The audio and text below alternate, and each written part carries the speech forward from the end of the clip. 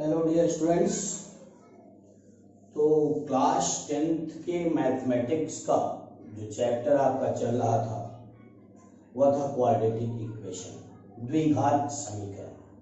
और द्विघात समीकरण का मैंने श्रीधराचार्य फार्मूला भी आपको बता दिया था और उसका जो एक्सरसाइज चल रहा था परफेक्ट स्क्वायर करके माने पूर्ण वर्ग बना के कैसे हम उसके जीरोस को फाइंड करते हैं, रूट्स को फाइंड करते हैं, वह हमने आपको बताया। कैसे उसका मूल ज्ञात किया जाता है वह भी मैंने आपको बता दिया था।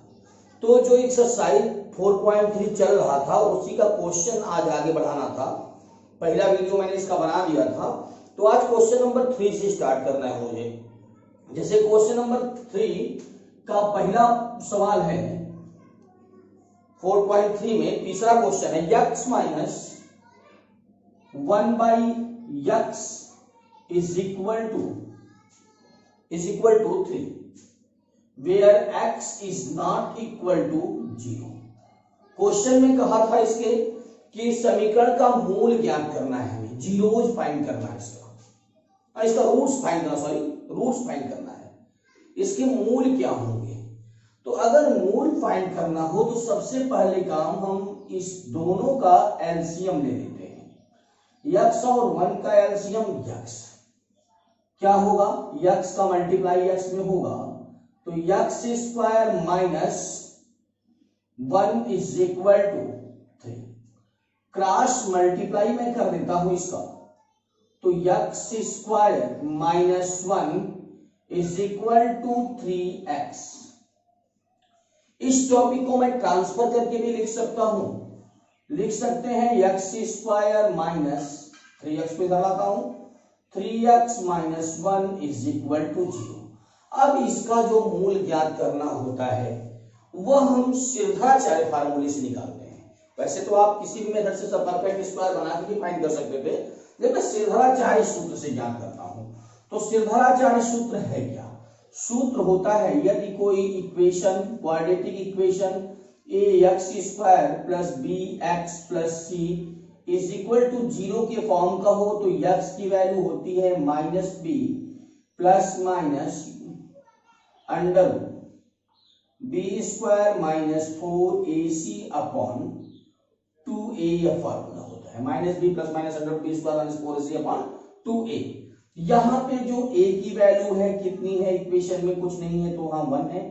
b की जो वैल्यू है वह कितनी है? -3 है। और जो c की वैल्यू है -1 है। इस फार्मूले में मैं वैल्यू पुट करता हूं और श्रीधराचार्य फार्मूले से मैं इसका मूल ज्ञात करता हूं। माइनस b माने -3 plus minus under b square मतलब -3 का स्क्वायर -4 इंटू a की वैल्यू 1 इंटू c की वैल्यू -1 अपॉन 2 इंटू a माने 1। माइनस इंटू माइनस हो जाएगा +3 प्लस माइनस अंडर माइनस का स्क्वायर प्लस होगा और 3 का स्क्वायर 9। यह माइनस और यह माइनस मिलकर प्लस 4 1 जा 4 अपॉन 2 1 जा 2 या 3 plus minus under root 13 upon 2। तो जो इसके जीरोज हुए x इज इक्वल टू 1 तो हो सकता है, जो इसके रूट्स हुए x plus under root 13 upon 2 और दूसरा होगा 3 माइनस अंडर रूट 13 अपॉन 2। तो जो इसका आंसर होता है 3 प्लस रूट 13 अपॉन 2 और माइनस 13 अपॉन 2। तो यह मैंने आपको बता दिया कि कैसे फार्मूले से हम आपके मूल को ज्ञात कर सकते हैं। अब क्वेश्चन में तीसरे का पार्ट का एनसीईआरटी का 4.3 एक्सरसाइज का तीसरा का पहला क्वेश्चन मैंने बताया है। तीसरा का जो सेकंड पार्ट है वह आपको करना है। इसके बाद मैं चलता हूं क्वेश्चन नंबर 4 पे। क्वेश्चन नंबर 4 जो है वह क्या है उसके बारे में देखा जाए। क्वेश्चन नंबर 4 है कि 3 वर्ष पूर्व रहमान की आयु, क्वेश्चन है 3 वर्ष पूर्व रहमान की आयु का व्युत्क्रम और अब से 5 वर्ष बाद आयु के व्युत्क्रम का योग 1/3 है। उसकी वर्तमान आयु क्या होगी?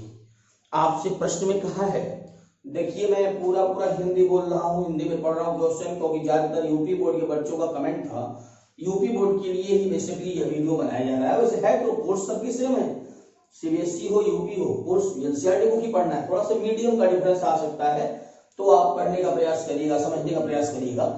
क्वेश्चन है 3 वर्ष पूर्व रहमान की आयु का व्युत्क्रम और अब से 5 वर्ष पश्चात आयु के व्युत्क्रम का योग 1/3 है। तो यह पहले इस क्वेश्चन में रहमान की जो उम्र है 3 वर्ष पूर्व की बात कर रहा है, तो आज उम्र कितनी है मान लिया रहमान की। क्वेश्चन नंबर 4 है, लिखेंगे माना रहमान की वर्तमान आयु कितनी है, वर्तमान आयु मैंने मान लिया x है। अच्छा, अब क्वेश्चन को पढ़िएगा, कर 3 वर्ष पूर्व रहमान की आयु, जैसे अगर आज आपकी एज 14 वर्ष की है तो 3 वर्ष बाद आपकी एज क्या रही होगी, 11 वर्ष। 14 से 3 माइनस कर दिए। ठीक उसी प्रकार अगर रहमान आज x वर्ष का है तो 3 वर्ष पहले कितना रहा होगा, x से 3 माइनस कर देंगे, लिखेंगे 3 वर्ष पूर्व, 3 वर्ष पूर्व रहमान की उम्र, रहमान की आयु कितनी रही होगी साहब। आज अगर वह x वर्ष का है तो 3 वर्ष पूर्व x माइनस 3 का रहा होगा। रहमान की आयु का व्युत्क्रम, 3 वर्ष पूर्व रहमान की आयु का व्युत्क्रम और अब से 5 वर्ष पश्चात आयु का व्युत्क्रम। अच्छा, यह 3 वर्ष पूर्व हो गई, अब से 5 वर्ष बाद उम्र कितनी होगी। आज आप 14 की हैं, 5 वर्ष बाद 19 के जोड़ेंगे तो 5 वर्ष बाद रहमान की आयु हो जाएगी x प्लस 5। दोनों के व्युत्क्रम का योग, व्युत्क्रम माने उल्टा, इसके अपान 1 इसके अपान 1, तो शर्त के अनुसार, शर्त 1 से दोनों के व्युत्क्रम का योग माने 1/x माइनस 3 का योग माने प्लस x प्लस 5, दोनों के व्युत्क्रम का योग 1/3 है, तो मैंने लिख दिया 1/3। तो रहमान की वर्तमान आयु कितनी है, अब इन दोनों का मैं एलसीएम लेता हूं। एलसीएम कितना आता है, x minus 3 x plus 5, solve करते तो x माइनस 3 कैंसिल होता है, x प्लस 5 का 1 में मल्टीप्लाई होगा तो x प्लस 5, प्लस का साइन है तो मैंने प्लस का साइन दे दिया, x प्लस 5 कैंसिल होगा, बचेगा x minus 3 is equal to 1/3।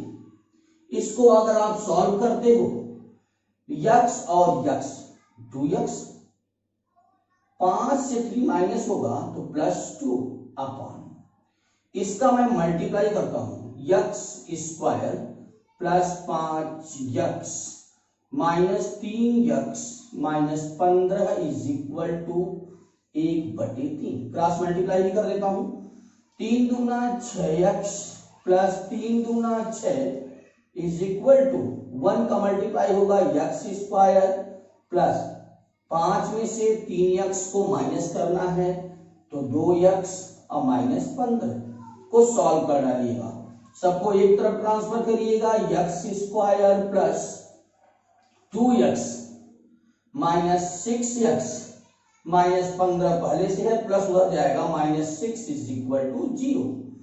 x square minus और प्लस, माइनस बड़ा है तो माइनस का साइन लगा दिया, 4x घटेगा तो, और -19 नहीं 15 में 6 जोड़ देंगे 21 इज इक्वल टू 0। अब इसको आप सॉल्व कर लेना तो रहमान की आयु आएगी। कैसे सॉल्व करेंगे, मैं सॉल्व करके भी दिखा देता हूं इसको। जैसे 21 का 2 फैक्टर करिए, जो माइनस करने पर 4 आए, 7 3 21, 7 में से 3 जाए 4, तो यह सब फैक्टर मैंने पीछे बता दिया था कैसे करते हैं। 7 माइनस 3 इंटू x माइनस 21 बराबर 0। भाई 7 का 3 में गुणा करेंगे तो 21 आएगा, और 7 से 3 माइनस करेंगे तो 4 आ जाएगा। X square minus 7x minus minus plus 3, अरे भाई माइनस बाहर था तो माइनस बी के प्लस हो गया, माइनस 21 बराबर 0। इस पे पेयर बना कॉमन करते हैं, x माइनस 7 प्लस 3 कॉमन करते हैं, x minus 7 is equal to 0। तो x माइनस 7 और x प्लस 3 बराबर 0। यदि x माइनस 7 बराबर 0 तो x बराबर 7। रहमान की वर्तमान आयु कितनी होगी? 7। कितनी है? 7 वर्ष होगी। माइनस 3 तो अमान्य हो जाएगा वैल्यू, ठीक है, उसको छोड़ देंगे। तो हमने क्या किया, रहमान की जो वर्तमान आयु है वह कितनी है? 7 वर्ष आयु। इसी तरह एक क्वेश्चन नंबर 5वां एनसीईआरटी 4.3 का क्वेश्चन नंबर 5 मैं सॉल्व करने चल रहा हूं, आप ध्यान से देखना, इसको नोट कर लीजिएगा और यदि समझ में आता है तो पोज करके आगे बढ़ जाया करिए। चलिए आगे चलता हूं।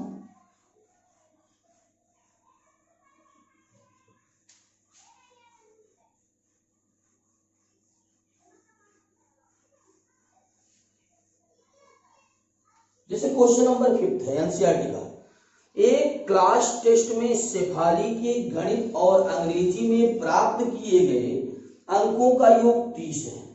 एक क्लास टेस्ट में शेफाली के गणित और अंग्रेजी में प्राप्त किए गए अंकों का योग 30 है। यदि उसको गणित में 2 अंक अधिक, अंग्रेजी में 3 अंक कम मिले तो उनके अंकों का गुणनफल 210 हो जाता है। उनके द्वारा दोनों विषयों में प्राप्त किए गए अंक ज्ञात करना है। अच्छा, किसमें अंक प्राप्त कर रहा है? गणित में और अंग्रेजी में। तो आप मान लो गणित में कितना अंक प्राप्त किया, ये तो कोई सब्जेक्ट का मान लो, माना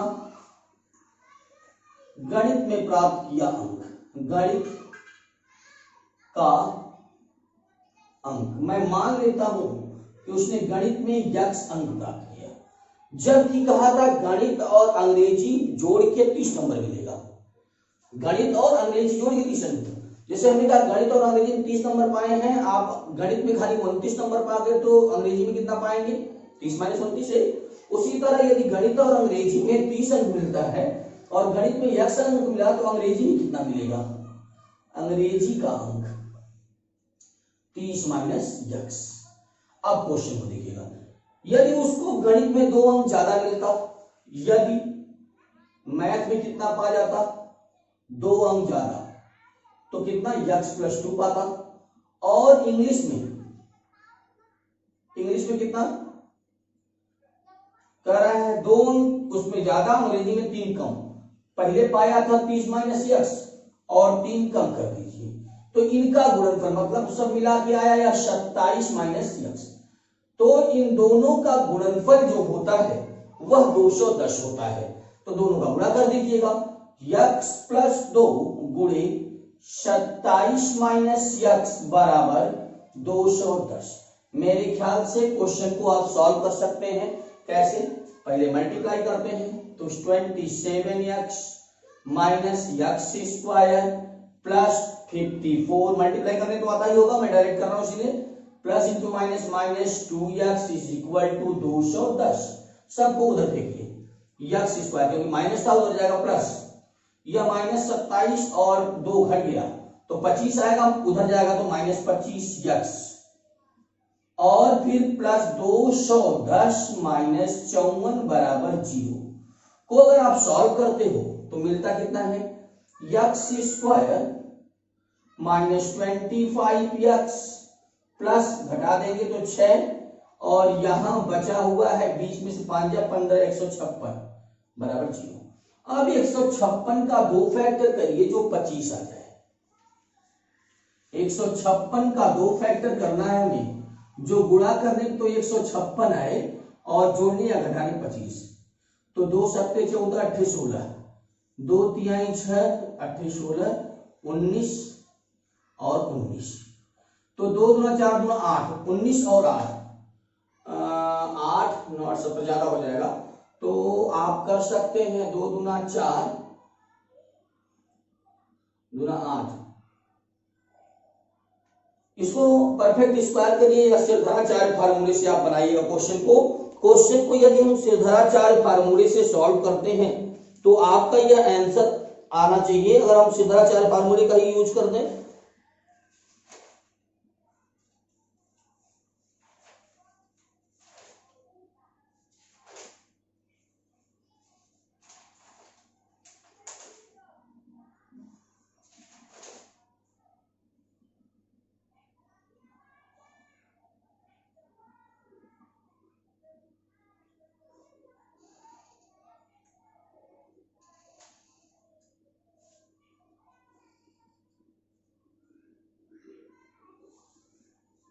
चलिए अब सॉल्व करते हैं, देखते हैं क्या आता है इसका। श्रीधराचार्य फार्मूले से अगर सॉल्व करते हैं इस क्वेश्चन को तो मुझे मिलता है minus b plus minus under root b square minus 4ac upon 2a। इस फॉर्मूले से मैं वैल्यू निकालना चाहता हूं यक्स की, तो 25 हो जाएगा क्योंकि माइनस और माइनस मिलके 25 प्लस माइनस 25 25 से हम 625 माइनस 4 गुणे 1 गुणे 156 बटे 2 इंटू 1। सॉल्व करिएगा तो आएगा 25 प्लस माइनस अंडर रूट 625 और माइनस 4 6 24 के 4 हाथ से 2 4 25 20 2 22 2 4 1 4 2 6 अपॉन 2। तो आपको जो मिलता है क्वेश्चन में वह मिलता है 25 minus plus 1 upon plus minus 1 upon 2। तो यक्स इज इक्वल टू कितना आएगा सर? 25 प्लस साइन लेते हैं, 25 प्लस 1 बटे 2 मतलब 26 बटे 2 माने 13 नंबर। और यदि एक में 13 मिला तो दूसरे में कितना मिलेगा? माइनस चिन्ह लेते हैं, तो 25 माइनस 1 बटे 2 माने 12। 25 और 12, 25 प्लस 13 प्लस 12 हो गया आपका 25 नंबर, और दोनों का जबकि सम 30 आना चाहिए था। यदि यह 13 नंबर है, यदि 13 नंबर पाता है वह गणित में, तो अंग्रेजी में कितना नंबर पाएगा? 30 माइनस 13 बराबर 17 नंबर। और यदि गणित में पाता 12 नंबर, और यदि मैथ में पाता 12 नंबर, तो उसमें कितना पाता? 30 माइनस 12 मतलब होता आपका 8 और 18 नंबर। तो यह आंसर आपका 2 आ सकता है, एक तो 13 17 या 12 18, 13 17 या 12 18। सही, ओके। तो मेरे ख्याल से आप इस क्वेश्चन को समझ गए होंगे। क्वेश्चन था कि गणित और इसका अंग्रेजी का नंबर मिला के 30 नंबर पाता है, सिर्फ खाली बात ही है। और उसमें गणित में अगर यक्स मान लिए तो उसमें कितना मिलेगा? 30 माइनस 6 से। ठीक, आइए हम इसी एक्सरसाइज का क्वेश्चन नंबर 6वां देखते हैं क्या है। क्वेश्चन नंबर 6, क्वेश्चन नंबर 6 जो है उसको क्लियर करिएगा थोड़ा सा।